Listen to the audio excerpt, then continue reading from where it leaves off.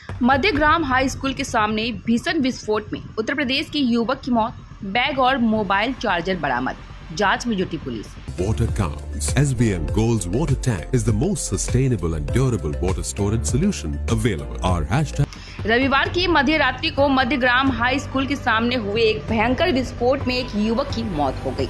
मृतक की पहचान उत्तर प्रदेश निवासी सच्चिदानंद मिश्रा के रूप में हुई है।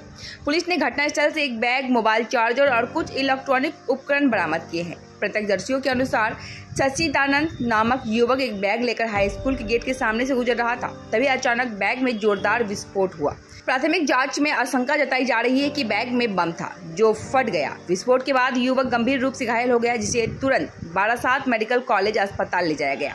बाद में हालत बिगड़ने पर उसे कोलकाता के अस्पताल में रेफर किया गया, जहां सोमवार सुबह उसकी मौत हो गई। घटना की सूचना मिलते ही मध्यग्राम थाना पुलिस, बारासात पुलिस जिले के एडिशनल एससीपी अतीश विश्वास और एसडीपीओ मौके पर पहुंचे। बम डिस्पोजल स्क्वाड को बुलाया गया और इलाके के चारों ओर घेर दिया गया।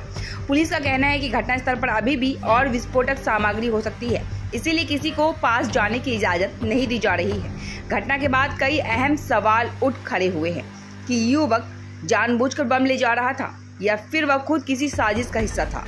फिलहाल पुलिस इस पूरे मामले की गंभीरता से जांच कर रही है।